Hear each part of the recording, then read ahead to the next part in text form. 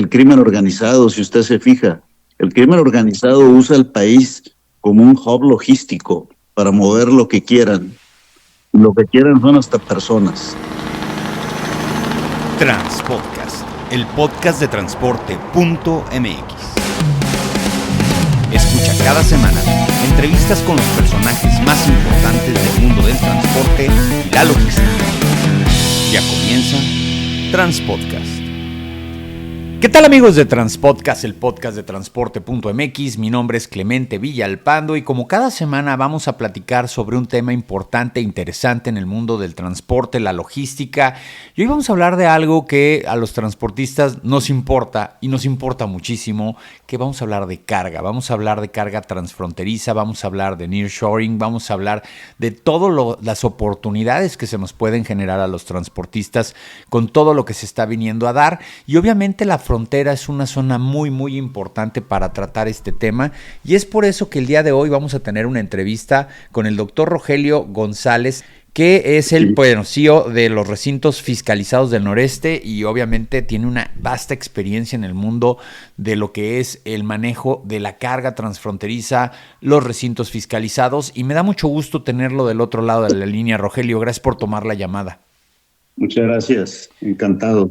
A ver, Rogelio, vamos a empezar. Teníamos en el previo, antes de entrar a grabar, pues un poco de tu trayectoria. La verdad es que estoy sorprendido de todo lo que has platicado respecto a tu experiencia, pero pues quiero que la gente lo escuche. Cuéntanos un poquito, Rogelio, ¿cómo es que te involucras en el mundo de la carga? Eres una persona fronteriza, que los fronterizos, ahorita vamos a platicar también de ese tema, tienen una dinámica muy diferente a la que tenemos la gente que estamos en el resto del país, de los países, porque estamos hablando de Estados Unidos y de México, pero cuéntanos de tu trayectoria, Rogelio, para que la gente te ubique.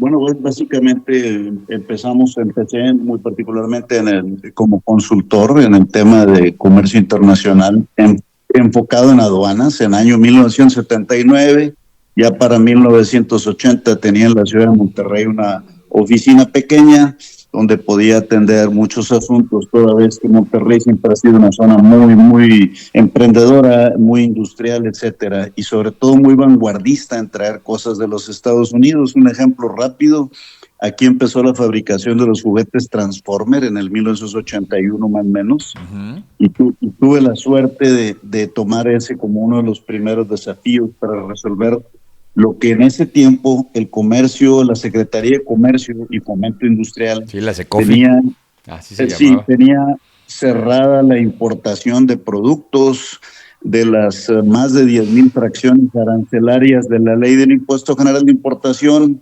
Solamente como unas 700 estaban liberadas de permiso, de controles no arancelarios. Entonces, todos esos desafíos, tramitar, ir a la instancia administrativa, todo eso me tocó hacerlo a pie, como decimos nosotros, escritorio por escritorio y justificando. Así es como empiezo. Ya para 1985 tenía una empresa ya de consultoría muy robusta.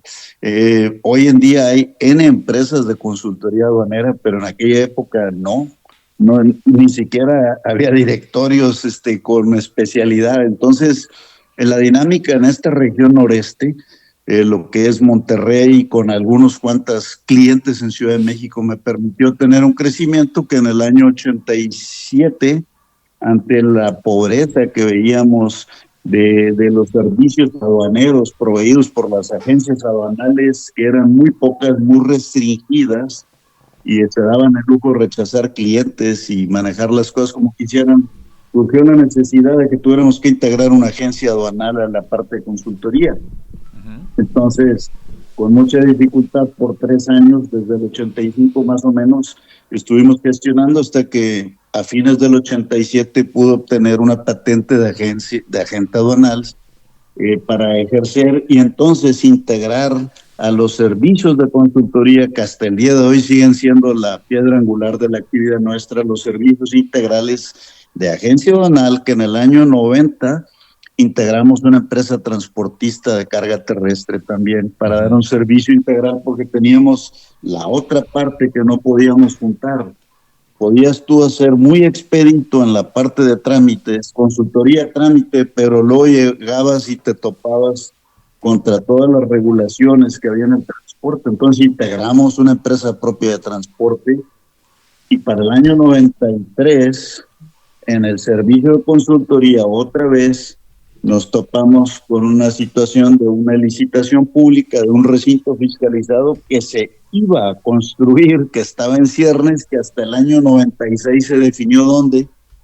Y como servicio de consultoría, una empresa ganadora obtuvo a su favor todo y los socios, se deshizo la sociedad y ahí es donde entro yo a un recinto fiscalizado como consultor para el día de hoy, después de tantos años, ser pues el accionista principal y presidente del consejo. Esa es la trayectoria. A eso hemos ido sumando como servicios de consultoría siempre, atrás de toda la operación, la parte de un recinto fiscalizado estratégico que se vuelve para todo efecto práctico, de acuerdo al decreto de febrero del 2016, pues es la modalidad de parque industrial la que debe de funcionar. Y entonces tenemos el recinto fiscalizado en la aduana de Reynosa, FAR, y a un lado, de manera colindante, tenemos el parque industrial, que es un RF, recinto fiscalizado estratégico. Ha sido un camino largo.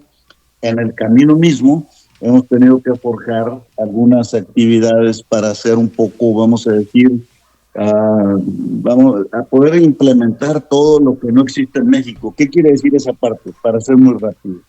En el 2016, al tener un pequeño parque industrial, nos invita a la Asociación Mexicana, en el 2015 propiamente, a participar.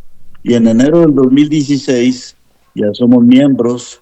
El presidente de la Asociación Mexicana de Parques Industriales, el ingeniero Pablo Charbel, en ese momento iba entrando una gente muy trabajadora, muy capaz, me invita a colaborar para asesorar al consejo y viajar a Dubái y a Abu Dhabi, porque se iba a llevar a cabo la segunda reunión mundial de zonas económicas especiales y zonas francas. Para mí desconocido y para ellos también. Me llevaban como invitado, asesor, porque era la persona que tenía experiencia, vamos a decir, en la parte de recintos fiscalizados, y ellos querían buscar la encomienda de la Presidencia de la República, para la cual se creó el decreto de febrero del 2016, era que hicieran conversión de parques industriales a recintos estratégicos, algunas secciones de los parques, para que funcionaran como zona libre, que es el equivalente. Entonces, ya en ese tiempo, en el 2016, 2017, ya se hablaba de Global Value Chains, o sea, cadenas globales de valor. Y obviamente desde el 2010 ya se venía hablando de cadena de suministros y de nearshoring, con mucha frecuencia como un término de uso, vamos a decir, en la logística. Entonces, el nearshoring venía desde el 2010 ya como una herramienta que se había potenciado porque tuvimos una crisis económica que vamos a recordar 2008-2009. A ver si me escuchan, ¿sí? Sí, te escucho. Entonces, con esta crisis que tuvimos, provocó que muchas empresas se fueran a China en esos años de manera 2008-2009. Y en el 2010-2011 vino lo que se llama un reshoring. Las empresas empezaron a volver en las zonas fronterizas del norte de México, Reynosa, Tijuana, Ciudad Juárez. Demasiadas maquiladoras abandonaron instalaciones y se fueron a China. Y a los 2 años, más o menos, 2011, 2012, volvieron a casa de nuevo, lo que se le llama reshoring, de regreso a Estados Unidos o de regreso a la frontera de México, y volvió a agarrar un auge los parques industriales, que se habían sentido como que hubo una crisis, y esa crisis obedecía a que se ha estado gestando, porque no termina de gestarse, una reglobalización. Obviamente esta reglobalización se hizo más, digamos, patente, porque llega a la administración del 2016 de Donald Trump y provoca unos altos aranceles a China como castigo, etcétera, y eso hace que el fenómeno de reglobalización se vuelva más patente. Entonces las empresas empiezan a buscar lo que le llamamos el nearshoring, el producir cerca de casa, con el propósito de decir, bueno, más cerca, de casa, menos riesgo. Obviamente con la pandemia esto se volvió sumamente estratégica, es la palabra, porque lo implementaron como un dogma. Vamos a estar lo más cerca porque vivimos todos la escasez de equipo de protección durante la pandemia, falta de cubrebocas, falta de equipo de protección en general, y entonces puso de manifiesto que estábamos dependiendo de China, ¿verdad? Ese fenómeno prácticamente de deslocalización de la producción, principalmente manufacturera de Estados Unidos y los países G7 europeos, incluido Inglaterra, Francia, Alemania, todo lo que es G7 e incluso Japón, empezó a manifestarse en más o menos 1980, empezaron a mandar producción fuera y a dejar la manufactura, principalmente Estados Unidos, porque tuvo un cambio muy trascendente en el aspecto de su economía, se volvió una economía de servicios, y al volverse economía de servicios, ¿de qué tipo? Financieros y servicios de tecnología. Entonces es un error que Estados Unidos quiera volver al pasado pensando en que puede ser una potencia manufacturera, porque es imposible. Más del 80% de la economía de los Estados Unidos ya es una economía de servicios. Entonces, por eso los grandísimos grupos financieros del mundo están en Estados Unidos. Las empresas tecnológicas, las 7, están en Estados Unidos. Y es por eso que la economía es mucho mayor y más importante que la europea misma, ¿verdad? Entonces, la terquedad de los Estados Unidos ha desarrollado ahora Estados Unidos con esta administración actual una política industrial que desde el presidente Roosevelt estaba vamos a decir, todo lo que conocimos de desarrollo manufacturero de Estados Unidos se gestó por el 1932 después de la Gran Depresión y fue sumamente efectiva y hizo de los Estados Unidos la potencia manufacturera del mundo hasta 1970. Fue un fenómeno que duró casi 40 años. Sí. Y después de eso vino una crisis de inflación como la que estamos viviendo, pero con mucha más inflación, y tuvimos una crisis de altos intereses, obviamente, y lo digo porque todo eso lo viví, por la edad que tengo, lo recuerdo con mucha precisión porque me tocó vivir en ambos lados de la frontera y trabajar y comprar y ir y venir y pedir préstamos, lo viví. Entonces eso fue con Reagan, principalmente ya la salida que la economía de los Estados Unidos empezó a tomar un curso y ese curso fue mandar a producir fuera de Estados Unidos porque la inflación que se había apoderado de casi el decenio de los 80s, llevando las tasas de interés en algún momento bajos 80s hasta 15 y 16% las tasas de interés, una locura. Entonces, se va la deslocalización de la producción como un alivio a la inflación y como una forma de que también la economía de los Estados Unidos tomara un sesgo diferente. Por eso es que si nosotros nos remontamos a los años tecnológicos, tuvimos un Apple, 82 más o menos, todos lo debemos de recordar, y luego tuvimos un Apple que se fue del aire como una señal de radio hasta casi a fines de los 80, vuelve otra vez Apple a resurgir, ¿verdad?, de las cenizas. Pero Microsoft nunca aflojó el paso. Entonces, todas estas grandes empresas que no se dan más de 3, lo que fue Apple, Microsoft, y ahorita se me va de la mente la otra, que era Hewlett Packard de algún modo en su momento icónica, que ya no lo es para nada. Todas esas se gestaron bien fuerte en los 80s. Y la única que se vino a incorporar fue a finales de los 90, fue Google con su buscador, ¿verdad? Ajá. Casi 99, 2000. Entonces, estamos en una situación que México tenemos un grave escollo que salvar. Antes teníamos un programa nacional de desarrollo que de alguna manera enfatizaba política industrial. Me tocó trabajar hasta el año como cerca del 2000 con la Subsecretaría de Comercio Exterior, con el doctor Raúl Ramos III, que fue maestro mío en cursos que tomé, y lo único que puedo decir es que veía los planes nacionales de desarrollo Y siempre había una política industrial, aunque fuera un poco incipiente y no a la altura, pero era lo que había para México. Ahorita no tenemos, ya no hablemos de política industrial, no tenemos estrategia industrial, como si fuera el primer punto de asidero para subirnos a algo. Entonces, veo con mucha ligereza las declaraciones que hacen funcionarios, como tuvimos una secretaria, la segunda secretaria de esta administración, que han sido mujeres las tres, hizo declaraciones de nearshoring y muchas cosas sobre bases, vamos a decir, sin bases para ser muy propio. ¿Por qué? Porque si no tenemos un marco regulatorio definido, primero que nos dé estímulo fiscal, segundo, establecer una estrategia industrial para atraer la inversión extranjera. Entonces, pues, ¿cómo vamos a pensar en el nearshoring? Estamos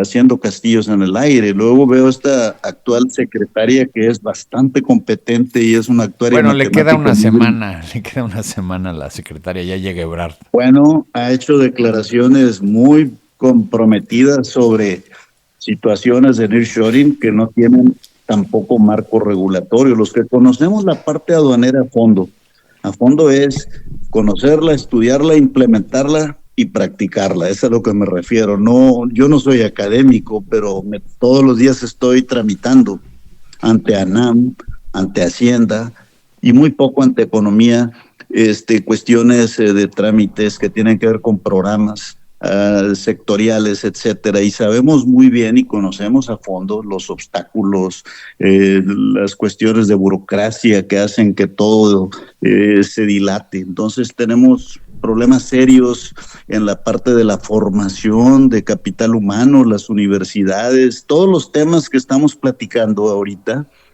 toda la terminología que estamos ocupando que involucra logística, que ocupa política industrial, que ocupa lo que vienen siendo también los temas relacionados con certificación de cadenas de suministro, certificarnos en supply chain, en la famosa cadena de suministros que es ISO 28000, que son estándares, certificarnos en resiliencia, que es otra ISO, que es la 22301, y también obviamente certificarnos en el manejo de la información, que es 27001, y luego nos vamos a la parte que es antisoborno, que también todos estos detalles se oyen como si fueran de otra dimensión, de otro planeta, pero no estamos cumpliendo con eso en México. Y lo más triste es que el 80% más del comercio mundial y de las empresas que están atrás de ese comercio, que ensamblan o fabrican, son pymes en todo el mundo. El 65% del PIB de China son pymes. Uh-huh. Las empresas estatales producen un 30% máximo. Entonces, en México tenemos el 80% de empresas pymes que soportan los grandes impuestos, y los grandes grupos aportan quizás el 80% de los impuestos, pero son el 20% del capital humano requerido para operar. Entonces las pymes aportan en el mundo entero. Yo lo viví en zonas francas, hablan siempre de SMES, que viene siendo Small Medium Enterprises. Entonces siempre privilegian la pequeña empresa. En México no tienen privilegios de nada. Y bueno, el problema es que la primera cosa que nos quitan, el acceso al crédito, y la segunda cosa, el acceso a programas de formación, de profesionalización, de cumplir grados, y el tema es que no tenemos facilidades fiscales, pero aquí viene lo más interesante. Un ecosistema logístico, una empresa de clase mundial que se va a establecer en un país, busca que tengamos un ecosistema donde el puerto con el aeropuerto, con la carretera principal, con las zonas de producción que tenemos, como son en el Bajío, ese corredor maravilloso que empieza ahí en Silao y que termina en Querétaro, y luego Querétaro, que ya se volvió un polo importantísimo, Estado de México, y no se diga Tlajomulco de Zúñiga, que viene siendo Jalisco, donde está Hewlett Packard, que es, como dicen, el Valle del Silicon mexicano, ¿no? Y luego hablamos de Ramos Arizpe y Santa Catarina, Nuevo León y toda esta zona de Nuevo León. Entonces estamos hablando que esos son los centros importantísimos de acción, en la parte noreste y centro de México. Tijuana está muy lejos, casi que no está incorporado, atiende más el mercado del oeste. Entonces, no tenemos corredores logísticos. ¿Qué ocupa un corredor logístico? Ocupa tener puertos secos. ¿Qué es un puerto seco? Bueno, donde el ferrocarril puede llegar, bajar contenedores, donde sea un patio fiscalizado, donde de hecho las ferrocarrileras que operan en México privadas, dentro de su autorización, tienen todo esto contemplado. Ellos lo único que ocupan es activar estas autorizaciones para establecer estos puertos secos interiores. En Estados Unidos se han puesto de moda de una manera bárbara y los fondos de inversión están metiendo dinero porque la infraestructura en México es muy, muy, muy pobre.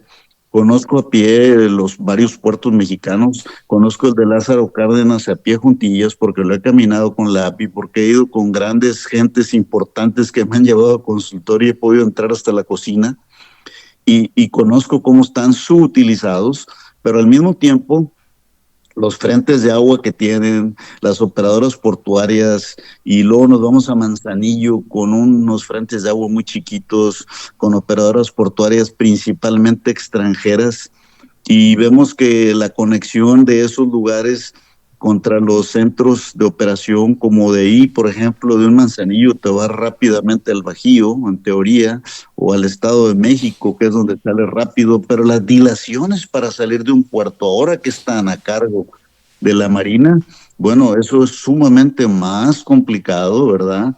Por cuestiones de seguridad que las entiendo, pero no las comprendo, porque detienen el desarrollo del comercio y de la industria y de los costos que se pagan tan bárbaros que nos hacen volvernos un país caro, de por sí ya lo éramos, y bueno, un contenedor que llega o 3 o 4 que se quedan por cuestiones menores, y les llamo menores, se quedan 15, 20 días, ya paga un contenedor 200,000 pesos de demoras y de gastos, y eso mata a cualquier cliente y eleva los costos. Claro. Y si a eso le sumamos que las compañías que ensamblan vehículos, porque solamente en el corredor de Silao, de ahí para allá son 5 plantas, tenemos a Honda, tenemos a Toyota, tenemos a General Motors, tenemos una fábrica de motores de Volkswagen, y Mazda, tenemos también.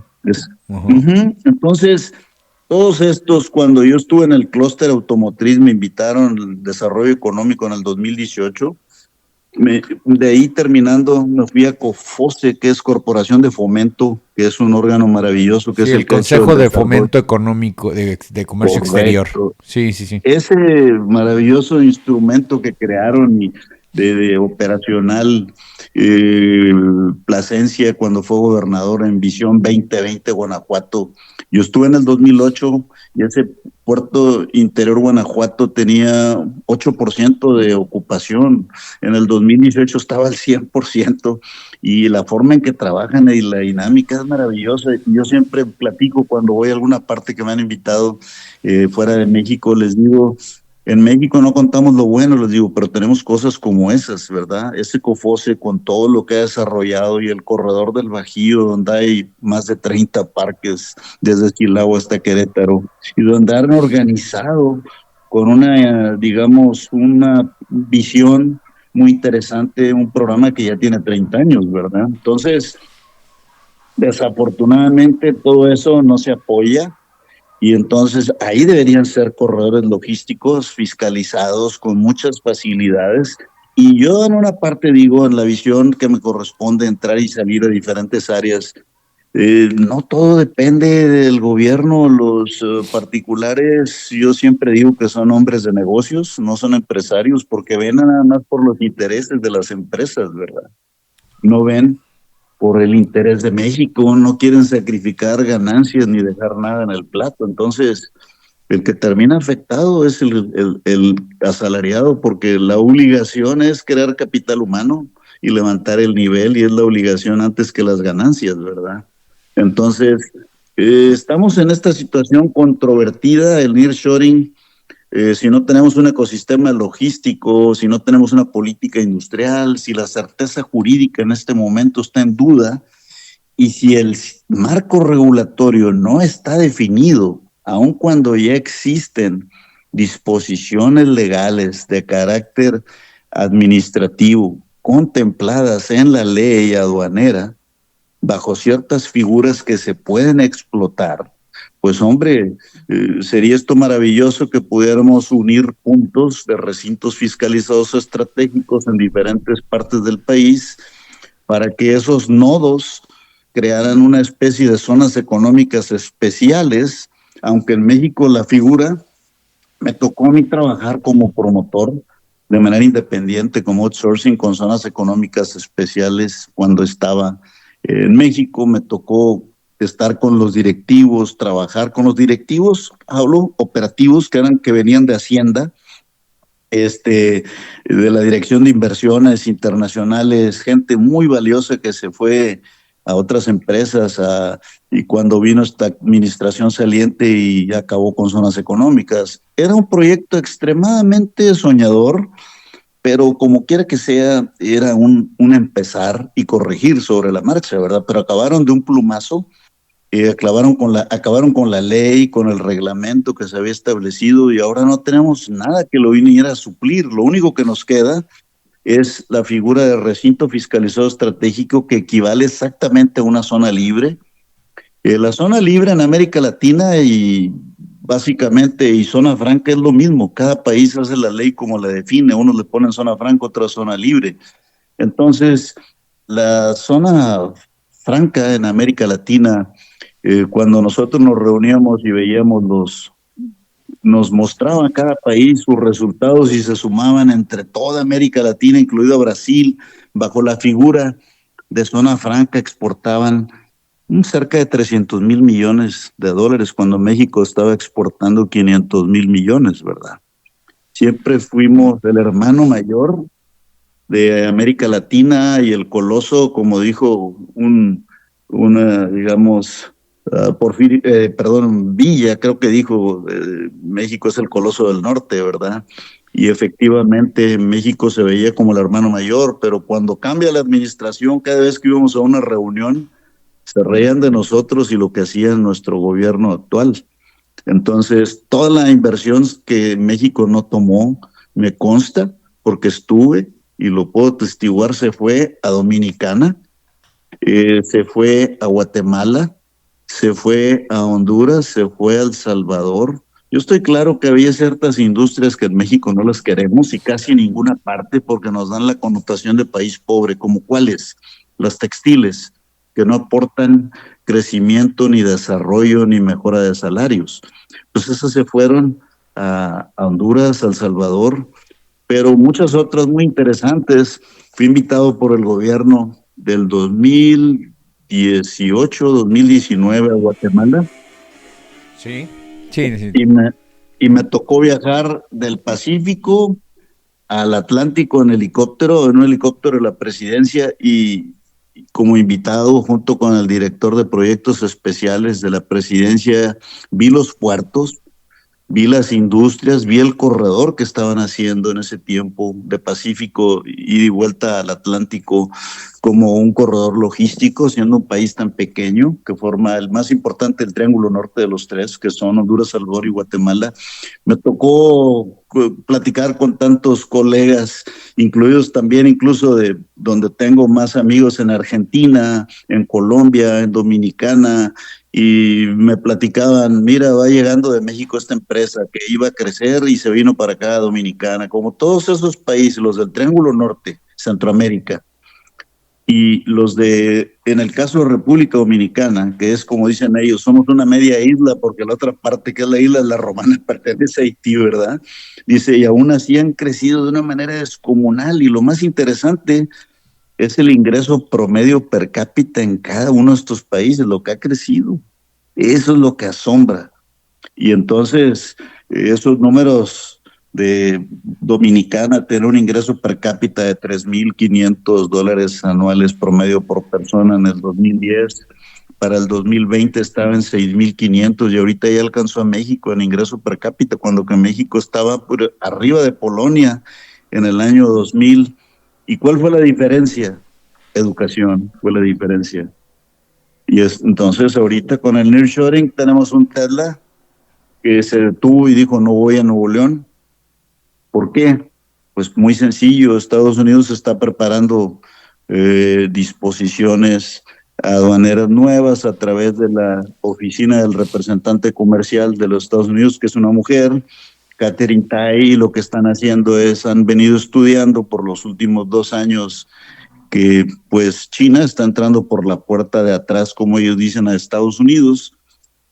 El norte de México, específicamente el noreste, se llenó de compañías chinas que están aquí haciendo, digamos, créditos, trabajando con maquilas y empresas chino nacionales mexicanas en el noreste, y están entrando, bueno, están entrando a Estados Unidos. Y dijo Tesla, bueno, mi mayoría de componentes viene de China. Si entonces con el TEMEC no voy a tener una integración como lo requieren, voy a tener mis proyectos. Y eso no lo ha dicho, ese es mi análisis, porque vengo siguiendo también, entre otras cosas, las inversiones las promesas de inversión de Tesla en Tailandia desde el año pasado, que no se han cumplido tampoco. Entonces, creo que hay una situación bastante interesante que está demorando proyectos. Cuando platico con los organismos de desarrollo económico de los estados, como con Coahuila, platiqué en mayo, tuve una videoconferencia, todos hablan de muchas cosas y grandes inversiones, y yo les digo, bueno, ¿son inversiones o son cartas de intención? Y todos, el 80% son cartas de intención. La Secretaría de Economía habla de cartas de intención cuando se les repregunta y repregunta. Entonces, estamos en el aire, estamos en una coyuntura muy interesante y que debemos para lograr materializarla, necesitamos hacer la tarea, ¿verdad? Que es todo lo que mencioné, ¿verdad? Yo les dije a los de parques industriales, cuando viajamos a Dubái y luego me tocó ir a China 22 días de trabajo, les dije, señores, en México vamos a tener a la vuelta de 1 o 2 años parques industriales chinos, con capital chino, con empresas chinas. Y se rieron, ay, Rogelio, estás loco. Bueno, ya tenemos uno que se llama Hofusan con H, aquí en adelante del Carmen, Nuevo León, y ese se instaló en Salinas Victoria, en el municipio. Hace más o menos, empezó a instalarse hace 5 años, como en el 2019 ya abrieron operaciones. Entonces, esta visión no es de magia, es solamente de comprensión, no es de clarividencia, es de entender las dinámicas del comercio y las ventajas comparativas y competitivas que están buscando las empresas extranjeras. El problema es que México, decía el doctor Julio Millán en el 93 en la UNAM, nos decía que México no ha encontrado su vocación como país y que eso lo hacía ir siempre a la deriva. Y yo estoy absolutamente de acuerdo con el doctor Julio Millán, como un gran maestro que es, porque nuestra vocación como país nos la da el crimen organizado. Si usted se fija, el crimen organizado usa el país como un hub logístico para mover lo que quieran. Lo que quieran son hasta personas. Entonces, la naturaleza y forma geográfica del país nos hacen un hub logístico. Estamos desaprovechando todas las costas que tenemos, litorales, Pacífico, Atlántico. Y México debería ser un país de servicios, un país de paso, un país donde nuestro expertise fuera tener infraestructura, parques industriales de manufactura y ensamble ligeros, ninguno que consuma nuestros recursos naturales como agua y electricidad, manufactura ligera, y que fuéramos con una infraestructura maravillosa de carreteras. Entonces, si yo estoy aquí platicando con ustedes, básicamente el tema de esta plática debería de ser, en la forma en que lo enfoqué yo, de acentuación en el tema de lo que es propiamente el mundo de la normalización, de las ISOs, de las cadenas de suministro propiamente. Pero como el tema es tan complejo, no podemos dejar de hablar del antes y luego traerlo al actual, ¿verdad? Que es el supply chain. Las empresas en México no están tomando atención de la certificación, y llámese agencias aduanales, llámese transportistas, llámese todos los que participan en la cadena de suministro, y la cadena de suministro incluye los 4 puntos básicos que son abastecimiento, fabricación, entrega y logística, y luego retro. ¿Qué es la retro? Devolución y retornos, ¿verdad? Como cuando hacemos devolución del e-commerce, es lo mismo. Y luego tenemos los flujos de productos dentro de la cadena de suministros, los flujos de información y los flujos financieros. Entonces, si somos pymes en México, incluidos nosotros mismos aquí, pues debemos de atender todo esto, pero no le quieren invertir las grandes empresas mexicanas porque sienten que la conversión, el retorno es pobre. Pero en Asia, como lo dice el video que les acabo de mandar, y también lo dice la publicación que hicimos, un escrito muy sencillo y muy digerible de menos de una página, habla de encontrando, se llama el artículo. Parte es una republicación y parte es nuestro aterrizaje tropicalizado mexicano. Encontrando el balance, se llama el artículo, en la cadena de suministro. ¿Cuál es el punto correcto? Entonces, el pensamiento que tenemos viejo de aprender de los errores ya no tiene validación.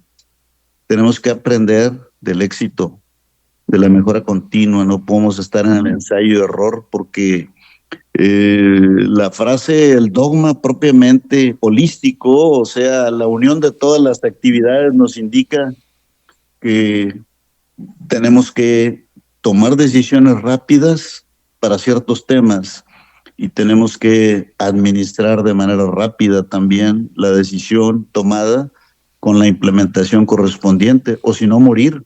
Y ese es el dogma de las empresas norteamericanas y europeas, y aquí viene lo más interesante. Esa es la estrategia de negocios de los asiáticos, cosa que ni en Europa ni en Estados Unidos están tomando en cuenta. El asiático, su estrategia es la que ya mencioné: cadena de suministros mejorada a base de resiliencia, o sea, adaptabilidad al cambio, y a base de sostenibilidad de lo que se va a ejecutar, y también tener visibilidad. Y entonces son términos que para nosotros en México como que suenan algo que dijo. Y usted platica con grandes empresarios y no se están educando tampoco. Lo único que están pensando es en dinero. Entonces la sostenibilidad de sus negocios está en, digamos, vamos a decir, en duda. En el año 80, que me tocó trabajar proyectos interesantes en Monterrey, le voy a platicar un ejemplo. Existía una fábrica sumamente importante que era muy, muy grande. Se llamaba Plásticos IGA, que era el apellido de sus fundadores. Gente muy visionaria y muy audaces. Eran hombres maduros, no eran jóvenes, y con un éxito enorme, porque ellos tenían la franquicia de fabricación, comercialización, venta de todo, de lo que era el Transformer. Y terminaron después de 10 años, para 1990 ya eran empresa maquiladora. Yo no digo que sea malo, no, pero es la dinámica que no se supo ver para muchas empresas, esa dinámica de lo que el mundo de lo que venía. Había menos medios de información que ahora, pues terminaron volviéndose maquiladoras. No es malo ser maquilador, pero yo estoy seguro que todo el mundo hubiera querido conservar su empresa como tal, con su prestigio, con su crédito, con todas sus cosas que había soñado tener, como todos lo hacemos. Entonces ahorita, si usted se fija en México, tenemos 2 situaciones muy delicadas. La primera es que ya no hay empresas mexicanas, casi todas son extranjeras que han sido compradas, incluidas las grandes cerveceras.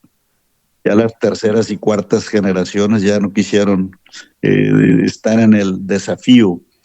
Y el otro punto es que no tenemos empresarios. Como no tenemos empresas, no hay empresarios. Lo que hay son muchos hombres de negocios haciendo negocios, pero que no tienen anclaje, que no tienen una filosofía de cuidar a su equipo humano y generar y aportar y crear mayor capital humano. Entonces, estamos en una situación bastante de desventaja porque no tenemos dogmas. Y eso lo decía Julio Millán, lo aprendí de él. Decía, mientras no tengamos un dogma filosófico que nos dé anclaje, donde creamos en algo y vayamos hacia el objetivo, y donde nuestros valores un poco esotéricos nos hagan la guadalupana, si usted quiere, pero conjugarla con elementos de crecimiento, ¿verdad? De desarrollo personal. En esa parte estamos perdidos porque nos han abusado, todos estos gobiernos insensatos que hemos tenido, ¿verdad? Y no hablo de ahora, yo creo que si hablamos del Tratado de Libre Comercio del 90, para qué hemos tenido puros gobiernos de los 80, desde que empezó esa administración donde se dio el NAFTA, pues vieron puros puntos de interés, dónde vamos a entrar nosotros, qué negocios vamos a hacer, de qué nos vamos a apoderar antes de que esto se apruebe y se publique. Todo mundo sus propios intereses. Nuestro país no lo quiere nadie. Y los que lo queremos, enfrentamos múltiples obstáculos burocráticos porque parecemos extraterrestres, pidiendo cosas y queriendo hacer cosas, yendo contra la corriente. Si tiene una pregunta, estoy a sus órdenes. Muchas gracias. No, pues ya te acabaste el tiempo, Rogelio. La verdad es que no te quise interrumpir para que pudieras explayarte. La verdad es que muy interesante toda esta serie de reflexiones, porque México es un país que requiere de cambios importantes en el momento en el que tiene y me quedo con algunos de tus puntos, esas ventajas competitivas que luego de repente se nos hacen tan normales, o la infraestructura, la falta de infraestructura, en fin, hay muchas oportunidades para el transporte, en el caso de nosotros los transportistas. Hoy hay carga, hoy hay mucho trabajo, pero también hay que aprender a hacer negocios que tengan trayectoria, que tengan trascendencia, y solamente teniendo una industria fuerte y focalizada en México, pues la cadena de suministro y todos los que participamos en ella nos vamos a ver beneficiados. Muchas gracias a Rogelio González por haber estado el día de hoy aquí en Transpodcast. Muchas gracias, Clemente Villalpando, y estoy a tus órdenes. Muchas gracias, y muchas gracias a todos ustedes que escucharon el día de hoy. Ya saben, la mejor y la mayor información del mundo del transporte la van a encontrar en un solo lugar, transporte.mx. Saludos.